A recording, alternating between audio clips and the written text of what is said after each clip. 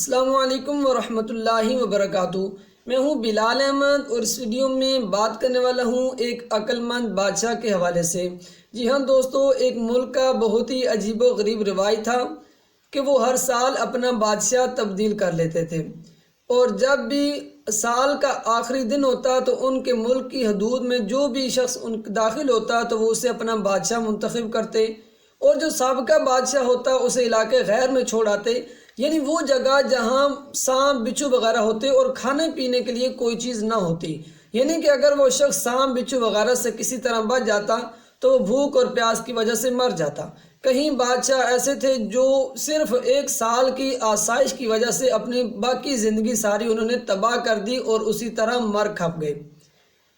اب جو شخص اس مرتبہ ان کی بستی میں داخل ہوا، ان کے ملک کی حدود میں داخل ہوا، وہ شخص کہیں دور دراز کا رہنے والا نوجوان تھا، اور جب وہ اندر داخل ہوا اور سب لوگوں نے اس کا بہت ہی اچھے انداز سے استقبال کیا اور اسے بتایا کہ آپ ہمارے بادشاہ منتخب ہوئے ہیں۔ ہماری یہ رسم ہے کہ ہم ہر سال آخری دن جب ہوتا ہے، جو بھی ہمارے ملک کی حدود میں آتا ہے، ہم اسے اپنا بادشاہ منتخب کر لیتے ہیں۔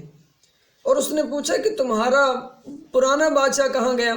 تو انہوں نے بتایا کہ ہماری رسم ہے کہ ہم پرانے بادشاہ کو علاقے غیر میں چھوڑ آتے ہیں۔ تو وہ شخص پہلے تو پریشان ہوا اور پھر کہنے لگا کہ مجھے وہاں لے چلیے جہاں آپ پرانے بادشاہ کو، سابقہ بادشاہ جو پہلے ہوتے ہیں، ان کو آپ کہاں چھوڑ کر آتے ہیں، مجھے وہاں لے کر چلیے۔ سپاہیوں نے بادشاہ سلامت کو ساتھ لیا اور اس جگہ لے گئے۔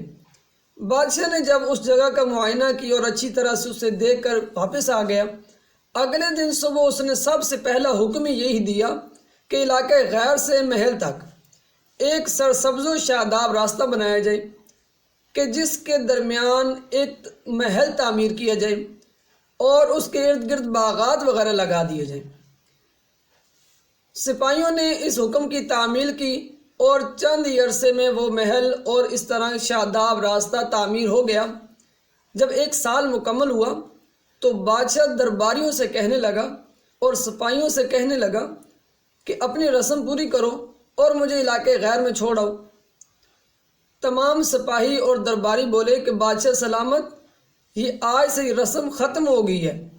یہ رسم ان کے لیے تھی جو بے وقوف بادشاہ تھے، یعنی ایک سال کی زندگی کے لیے وہ اپنی تمام زندگی ضائع کر دیتے تھے، لیکن آپ نے عقل مندی کا مظاہرہ کیا اور آتے ہی یہ عقل مندی کا مظاہرہ کرتے ہوئے آپ نے اسی راستے کو ٹھیک کروا دیا۔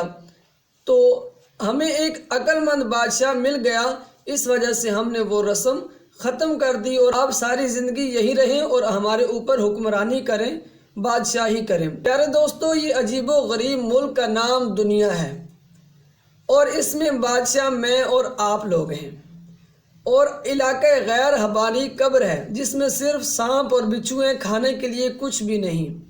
تو ہم اگر غور کریں کہ ہم نے آنے والے کل کے لیے، اپنے علاقے غیر کے لیے کیا محل تعمیر کیے، کتنے سرسبز و شاداب راستے بنائے اور کیا کچھ کیا۔